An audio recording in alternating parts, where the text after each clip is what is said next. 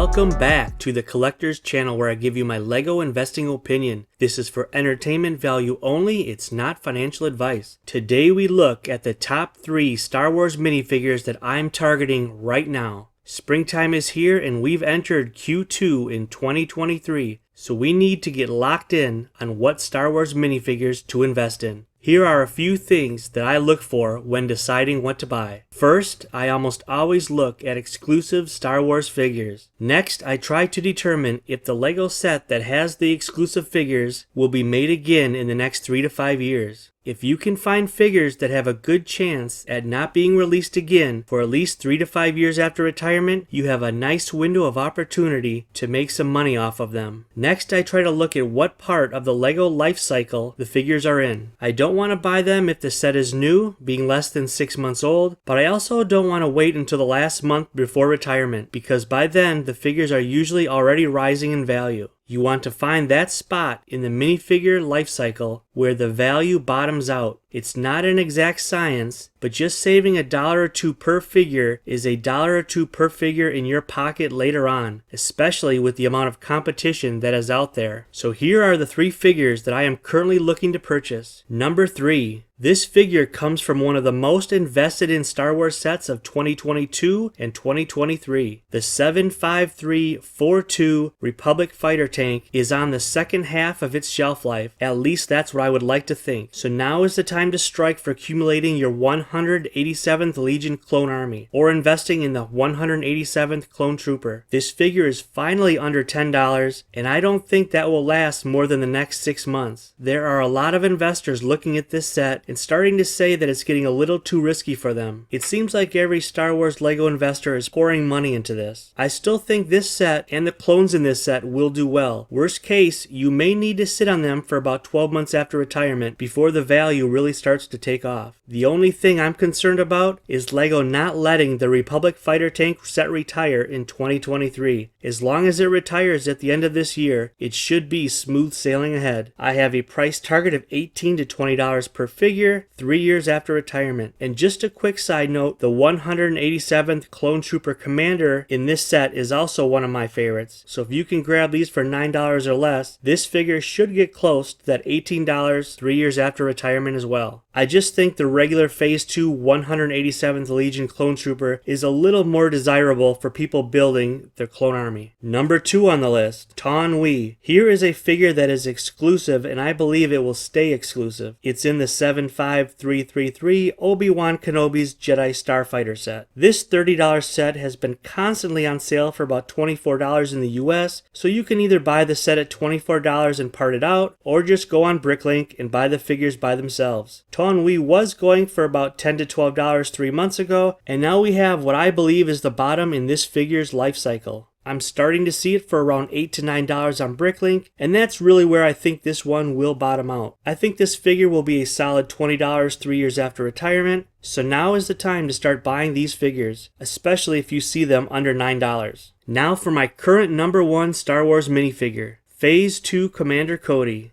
Another exclusive figure, and this one is found in the 75337 AT-TE Walker set, a $140 set in the US, so the value of this figure should remain strong as long as it's not released in a cheaper set. This figure was close to $50 right after the set came out, and now it can be found for about $15 to $20. So we are getting close to that bottom in value in my opinion. If you can get these for $15 or a little less, I think it's a home run. The AT-TE set that it's in is estimated to retire at the end of 2024, so you have some time. But with the great selection of Star Wars clone sets coming out this summer and fall, many will forget about this set. I'm a real believer that this figure will be a solid $50 $3 years after retirement, and it should slowly go up after that. I haven't heard any rumors about Commander Cody being released in another set, so it should be a safe investment. If you are concerned about buying a figure that doesn't retire for another 18 plus months, you can always wait until this time next year, but slowly accumulating these figures at $15 or less is a great long-term strategy in my opinion. So overall, these figures are at or near that part of their life cycle where I think their value is about as close to the bottom bottom as it's going to get. Timing is everything, and I believe now is the time to go out and get these figures. There's nothing worse than watching the value of a minifigure skyrocket when you could have gotten it for half the price 6 months earlier. Don't let these figures be the ones that got away. You'll have a lot of regrets during your LEGO journey, and I'm hoping none of these figures will be on my list of regrets. Well, that's what I had for you today. I hope you enjoyed this video and it gave you something to think about. Please like and subscribe to the channel and leave any comments on what you think about this video. There are many more videos on the way. Thanks for watching and keep building your LEGO empire.